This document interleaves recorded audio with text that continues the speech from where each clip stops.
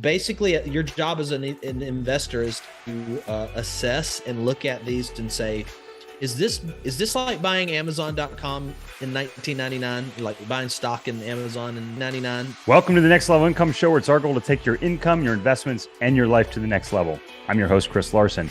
If you haven't yet, get a copy of our book for free at our website, nextlevelincome.com. That's www.nextlevelincome.com. Just click on the book link, and I'll even send you a copy if you put your address in. On today's show, we have Josh Rhodes. Josh is a crypto investor, educator, and entertainer. He got his start as a real estate investor and marketing agency owner before discovering the power of crypto as a wealth-building asset. He now focuses his energy on cryptocurrencies and has created one of the fastest growing passive crypto investing strategies out there. He helps businesses grow with marketing strategy implementation, leverage growth, and optimization to increase profits and achieve financial freedom. Josh, welcome to the show. Honored to be here. Thanks for having me. Absolutely, man. I feel like we're old friends. I've been watching your course and, learning about a little bit more about your company here. And I think you might even be wearing the same shirt that you were wearing in that course. If I'm really good chance. I take the Steve Jobs approach to my wardrobe. How Einstein didn't wear socks, Jobs wore a black shirt every day. I rotate, Oh yeah, when I do my recordings, they're all black, all the same black shirt every single time. Yeah. So because then I don't forget. The problem is I grow a beard in the winter, so it's like I got to time my recordings because people are like, "Why do you have a beard?" And like the next day you don't have a beard. This is odd, Chris. What are you, like Wolverine? So, yes. But Josh, I'm really excited to have you. We've had a few guests on the show here in the past year talking about cryptocurrencies, and man, it's been a wild ride. This year. I'd love to talk more with you about that. But before we do, I'd love for you to share a little bit more with the audience about your background and how you ultimately ended up starting Crypto Y'all. Yeah. So I grew up in Northwest Alabama, just in the middle of nowhere. So just think of all the stereotypes that you could come up with. And that's where I grew up. Friday Night Lights, you name it. One generation removed from extreme poverty, like stuff like my grandmother had to make spaghetti sauce with ketchup. It's just like almost Depression era ways of life, because there wasn't a lot of economy, there wasn't a lot of interstate connection where I grew up. It was very rural. But my dad came home from Vietnam, started a lumber sales business, and made enough money as a small business owner just to keep me and my brother out of poverty. And he was really kind of my model as an entrepreneur growing up. He never made a killing, but he made enough to be generous to the people in our community and really modeled that. So fast forward and skipping over a whole lot story.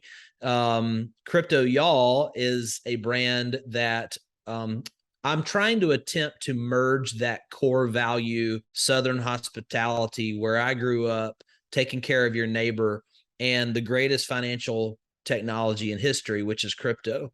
And when I got into crypto investing in 2017, man, I mean, and even still, like if you try to use Google to be your search device, you're gonna step into some smarmy, scammy, corner room stuff that you just don't want to do. Your capital, your treasure is precious. And so I want to provide a place for people who are beginning in crypto, which is the highest performing asset class in history so far. I want them to be able to have someone to trust, like a safe boat ramp into the crypto sea. So that's kind of what Crypto Y'all is all about. Obviously, I've got a bad Southern accent here, so we're playing on. There you go, man. Well, we have some common friends from Alabama. So despite all the stereotypes, I'm very fond of all my friends from Alabama, and as well as their passion for Bama football. So yeah, roll Tide. There you go. I was like setting you up. I was like, you got to say that. Come on, man.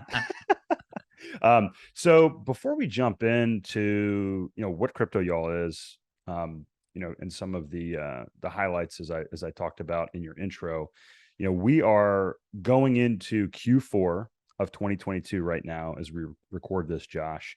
And, Bitcoin, I mean, shoot, all the assets this year have, I mean, all the stock markets have entered bear territory as of a week or so ago when we record this. And, we're kind of in this kind of crypto winter, if you will. What's your take on that? And, what are your thoughts? You've seen a lot from 2017 to 2022. Yeah. Man, well, I will say this high level for any of your listeners, just who are treading into the water ankle deep, markets move in waves, and don't forget that. Nothing goes straight up and nothing goes straight down. So you're going to always see this oscillating price action in the markets. Right now, the old saying, "Don't fight the Fed," is real. It's in neon lights and blinking in our faces. What you see globally is the US dollar has been crushing not third world countries and honestly first world, everything from emerging to industrial economies.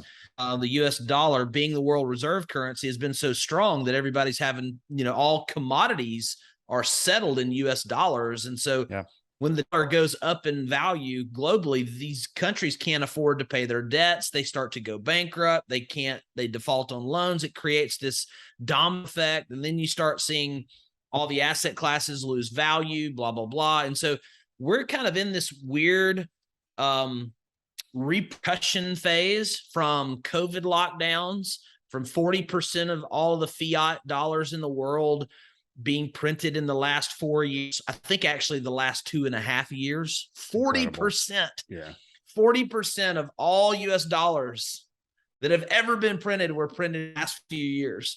And so that's created inflationary pressure that has reduced our buying power domestic in the US, while everyone else globally is suffering. So the crypto markets are, we're on the left-hand side of the bell curve. It's a network effect, adoption curve asset class. We're 13 years in with Bitcoin itself. Many other cryptos are much younger. And people are starting, like as you and I speak, I think what we're starting to see is people are starting to wake up and go, oh my God, Credit Suisse is down 95% as a stock. And all the financial advisors in the world are like, don't do crypto, too risky. But then you've got this massive bank in Switzerland that controls $3 trillion of assets under management is down 95% right now. And if they topple, it creates an entire global economy breakdown. So people are starting to wake up and go, oh, wow, Bitcoin's actually gold 2.0. It actually is a store of value. It actually is an alternative parallel economy that a central bank can't manipulate. So I think that's where we are, but we're still in that situation where if the Federal Reserve comes out and says, hey, we're not going to raise rates as much as we said we were, which is what the Australian bank just did, the Bank of England just turned on the money printer again, it's going to create this massive pump in the markets, face melting pump, and then take your money and run, I think, and get ready and move back to solids, and then get ready for a crash where you can buy more. It's really like more than you asked for, but that's kind of where we are, I think. No, I mean, listen, that's why I asked the question, Josh, because I talk a lot about the real estate cycles, and I've seen them actively throughout my life. My parents were in real estate, and I remember watching the savings and loan crisis unfold, and then you see all these different events through history, and then we come back, here we are again at this point in the cycle, and people forget, generation ago, they forget that there are cycles to real estate. It goes up and it goes down. And I know you can trace it with Bitcoin as well. I'm not as familiar with a lot of these other things, but I also think it's interesting, if you pay attention the past year or two, a lot of so-called experts were talking about how the dollar is going to collapse, and it's going to, they're even talking about it now with Russia and how they're cornering America, and here we are. It's as strong as it's ever been, the US dollar. Yes. So, very interesting. It's strong in relation to the basket of other world currencies, but ironic. The paradox is that you can buy if you had $100,000 in 2017 and you just left it in your retail bank account, it'd be worth $70,000 today in buying power. There you go. So And that's a great, and it's a that's a massive great irony. Yeah. And that's a great point. So, looking at Bitcoin, I was down at the Bitcoin conference in May in Miami, and, there was a lot of different themes. Peter Thiel said, in his opinion, and I think Bitcoin was floating around $35,000 to $40,000, somewhere in that space. He said, on a risk-adjusted basis today, he felt that it was the best time to be in Bitcoin in history. And then the other thing I noticed is that you had a lot of people that were, very optimistic, very bullish on Bitcoin. But it's kind of like Bitcoin and everything else. And I know you talk about that in your course as well. Can you share a little bit about your thoughts on how Bitcoin is different from some of the other cryptocurrencies out there?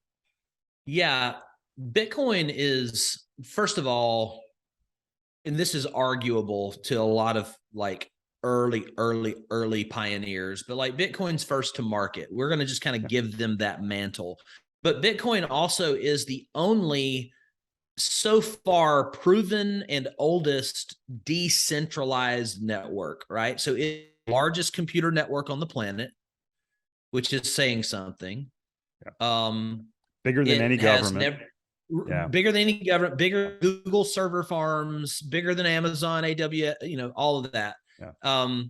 And it's decentralized in that no one government or bank or corporation that owns all of the miners or the validators that uphold, kind of buttress the network.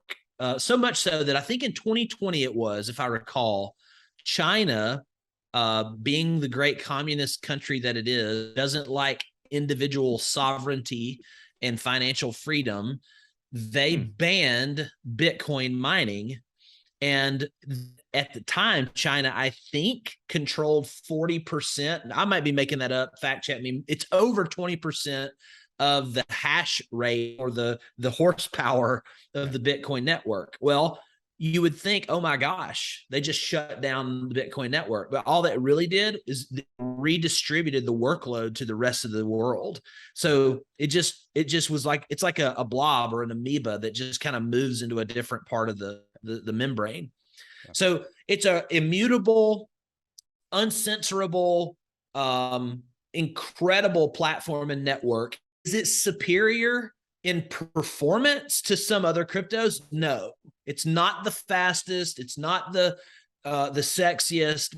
It's definitely been the most reliable, and it has the largest market share. And it's going to be really hard for anything besides Ethereum to take its dominance away in terms of mass adoption.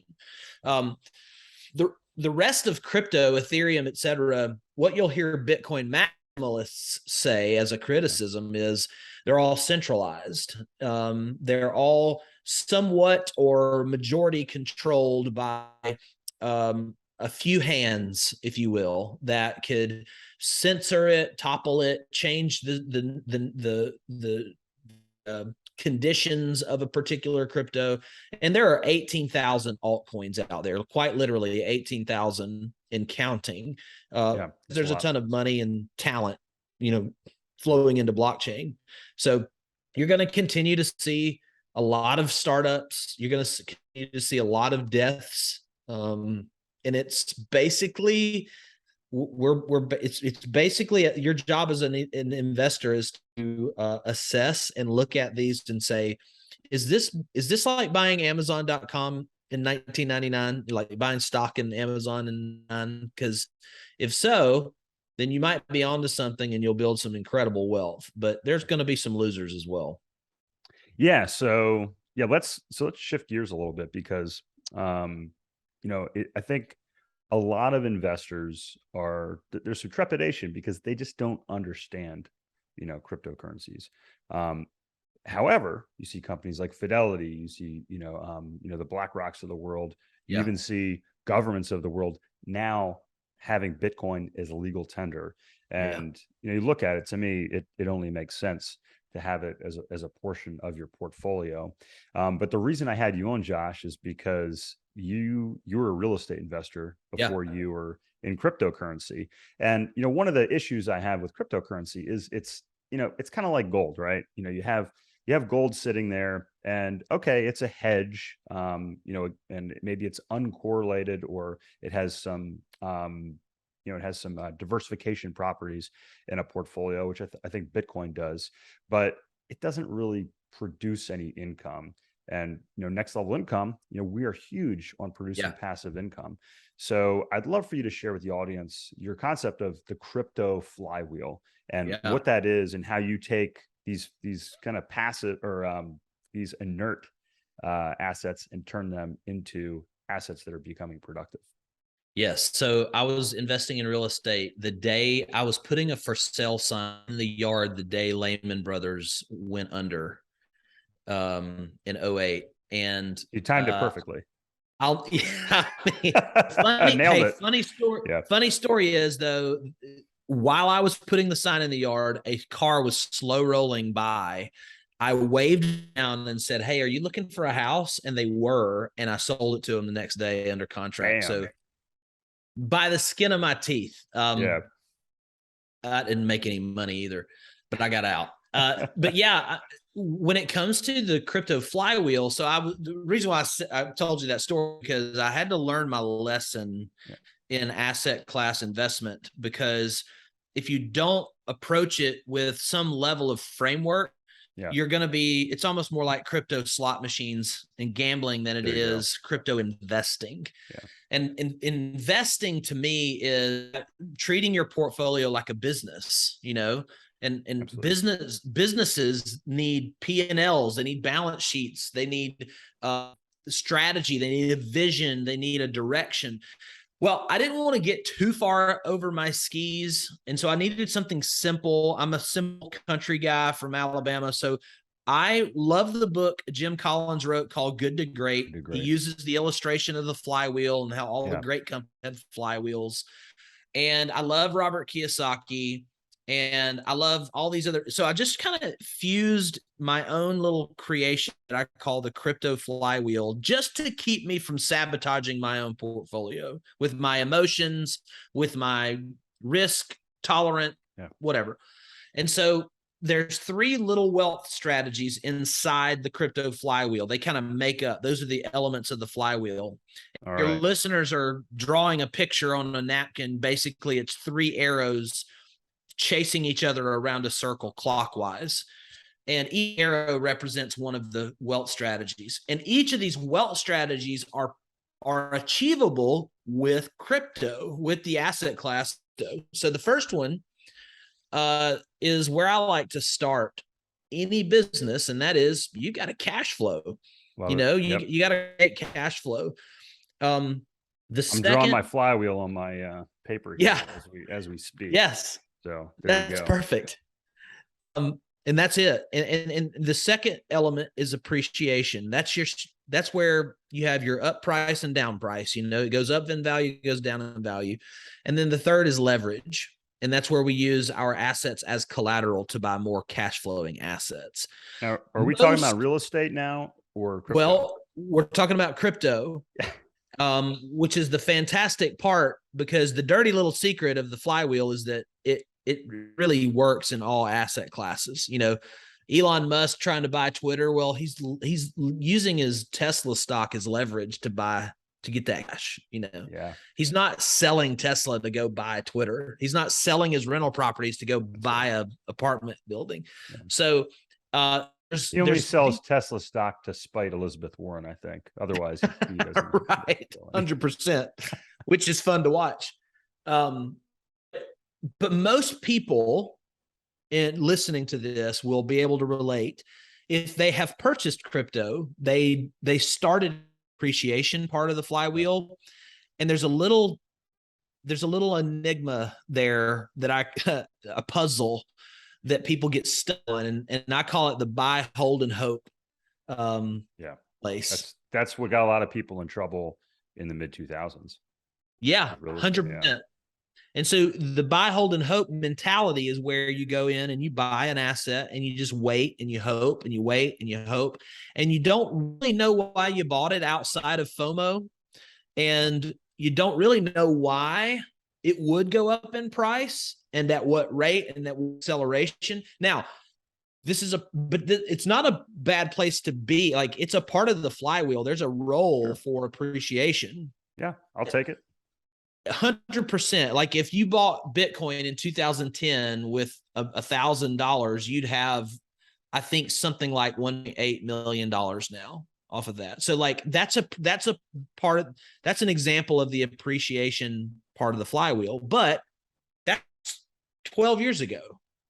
So if you've got a 12-year time horizon and that's it, and everything else is cool and kosher, great. Buy, hold, and hope. That's fantastic if that's where you are in your landscape. But most people who are in the prime of their life, quote unquote, need a more productive portfolio. And so Warren Buffett talks about gold, compares gold and farmland, where gold, great, cool, precious metal asset that we all love and want more of, but it doesn't create more gold. Gold doesn't beget more gold. It can go up, it can go down. As a matter of, funny enough, I think if you bought gold 40 years ago, it would still be worth the same amount of money now. So it's like, it's not very accretive. And there actually is inflationary characteristics to gold. I think it has about a 2% inflation rate every year because we're still pulling it out of the ground. Yeah, a little bit. Yeah, absolutely. There's an unknown quantity. Whereas Bitcoin, we know there's only 1 million, but that's another story. And then, so back to the Buffett example, though, gold's non-productive asset. And then he says, but farmland, why do I buy farmland? Well, it's because it has livestock and crops, and I can sell that cash flow, and I still have the land. I still have the equipment. They're all assets. And on top of that, I've got a productivity line. I've got distribution. I've got revenue. Well, the beautiful thing about blockchain technology is that there's no opening bell. There's no closing bell. It's algorithmic. There's smart contracts that are working as farms for you all day long, all night long.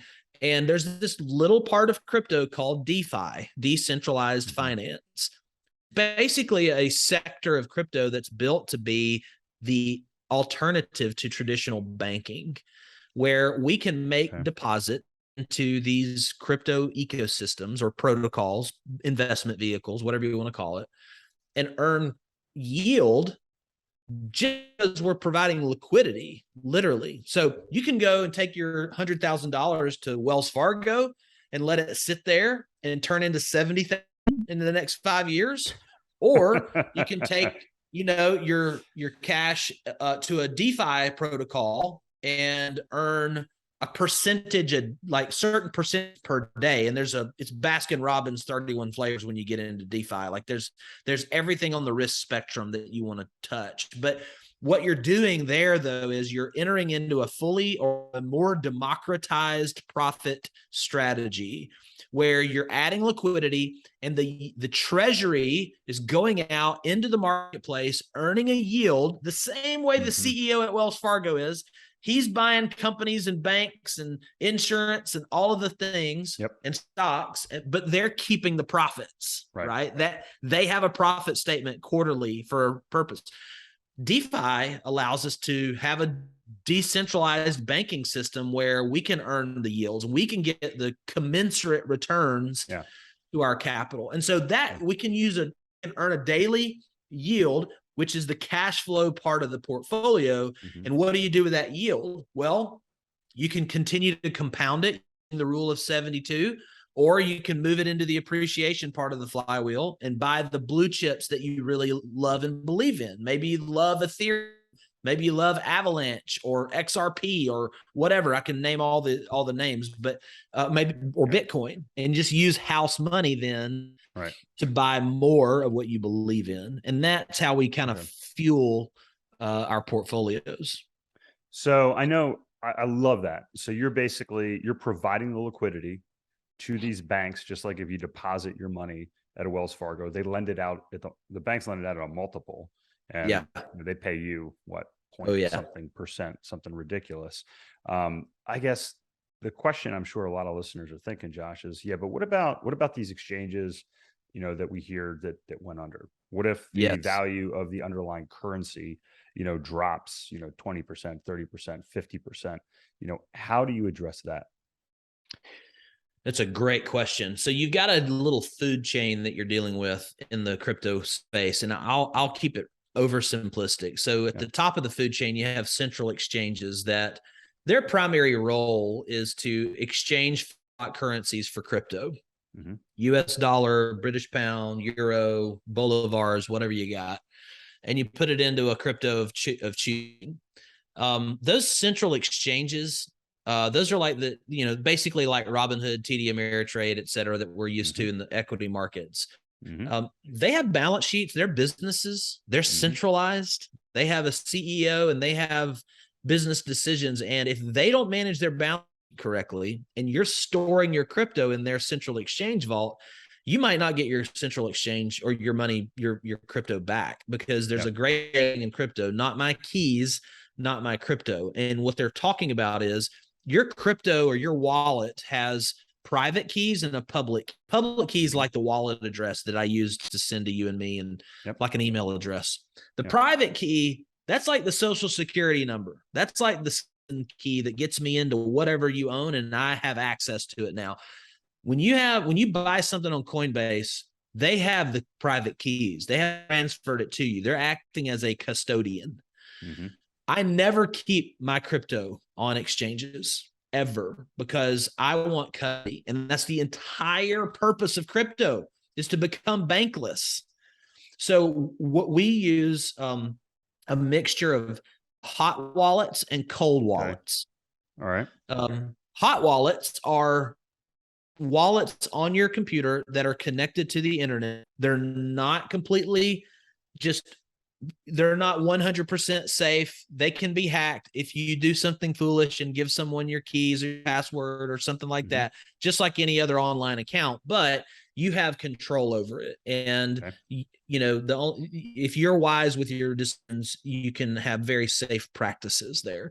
And then you've got a cold wallet, which is what you see, people with the little USB hardware wallet online, and they have little plastic analog buttons on them that can't be hacked. Like, you can't send money out of them without being able to hit those physical buttons. And so it's just this non-virtual way of securing your assets offline. And they're always on the blockchain. They're not actually in the little hardware device. Right. They're on the blockchain, but they cannot be moved. It's all permissionless. And so they cannot be moved unless someone is holding that cold wallet and they know your 9-digit code and they know the buttons to push, et cetera. So it's all security code based. That being said, and I don't know if I'm answering your question as directly as you wanted me to, but there are varying levels of trust that you as a retail investor have to know about before you hand over your custodial rights to crypto. Right. Yeah. So I guess my question is, the concept, right? You're providing this liquidity. You're putting your money with these exchanges or in these other potential cryptos. If they're very volatile, how do you guard your underlying assets of those? Because if you're getting a return, even if it's a very high return, but that value drops, and that's why I talk about the stock market versus real estate.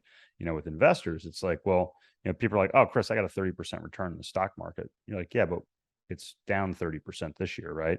So, whereas real estate might not have, stable real estate might not have that kind of annualized return, but if you're getting nice cash flow along the way and it's not dropping by 30%, that's very valuable. Right. Yeah. Right. So how do you protect yourself against that in the crypto market, Josh? Well, the first way you protect it is to know your time horizon. Okay. And the longer your time horizon, the more protected you are, because of just the trajectory of adoption curve and network effect. Like, if you look at your crypto investment as, man, I'm going to get in and get out a month or two, it's going to be really hard for you to profit, because nobody can time the top. Nobody can time the bottom. And there is a ton of volatility, but because less than 3% of the world owns crypto still, but it's on every Super Bowl commercial. So we're at this weird like inflection point where there's not solidarity in the markets. So if you're okay, just kind of going, all right, I'm in this thing for the next 20 months or 5 years or whatever your time horizon is, the time horizon needs to be commensurate with your capital action. Yeah. So if you start watching you mentioned BlackRock earlier, BlackRock controls, I think, $11 trillion in AUM. Well, they're signaling that they will open up exposure to their client portfolios of anywhere between 1% and 5% to Bitcoin. And if they do that, by the way, the price of Bitcoin will go literally to Jupiter. Like it'll just be game set match for those who own crypto. But the thing is they're not exposing 50%. They're not taking 20%. It's 1 to 5. And so as you look at a volatile asset class and you're thinking, how can I protect myself from volatility? Yeah. First of all, allocate an amount that doesn't matter if there is volatility in it. And then you can ride waves of the market. And if you pay attention, you actually, one of the most beautiful parts of crypto is that there are plenty of profit-taking moments. As long as you're paying attention, you don't have to be glued to the screen. You don't have to be a day trader. I'm not a day trader. I don't teach day trading. I literally make 3 or 4 major moves a year. The rest of it's mainly in the Defy, liquidity space. And I'm just like you, I'm just earning that cash flow that's helping with impermanent loss that I experience because of volatility. No, that's awesome. And Josh, I feel like we're just getting started here with a lot of this. I know there's a lot of curiosity from people that are listening right now. I've gone through your initial webinar. If people want to see the same thing, if they want to learn more about the course and how you teach people how to turn crypto into a productive asset, also protect themselves against some of these market moves, how can they find out more about you and your course? Yeah. A couple things. Go to cryptoyall.com. That's cryptoyall.com and we'll join my free newsletter. Yeah, join my free newsletter there. It's free to. There's about 3,200 people who subscribe weekly. Jump in on that. There'll be a link to my crypto farming workshop, which is what Chris is identifying. And then, that's the best play. Those are the best ways to get plugged in. Obviously, if you're on LinkedIn, not everyone is, but that's where I provide most of my content is on LinkedIn and YouTube a little bit as well. So Crypto Y'all on LinkedIn, on YouTube, and then Josh Rhodes on LinkedIn. Connect with me, say hi, send a message, tell me how much you love Chris's podcast. I'll be there. Awesome, man. Well, like I said, Josh, this has been great. I feel like we're just getting started on this conversation. Look forward to continuing it. And check out Josh's website, cryptoyall.com. Check out his link to the webinar and how to get more information on his course in the show notes. And Josh, thanks for sharing all your knowledge with the audience today. Yeah, thanks for being generous with your show. It's been a pleasure. Hey, Chris here again. I hope you found this episode valuable. Now, I have one more thing to gift you. We have a page for my coaching clients where you can get a free copy of my book, as well as much more from previous guests on the show. Just check out nextlevelincome.com/coaching to get a free copy of my book, audiobook, and much more. I'll send you a copy of my book and cover all the shipping costs as a thank you for listening to the podcast. Also, please like, share, and take just 90 seconds to give us a rating on Apple Podcasts.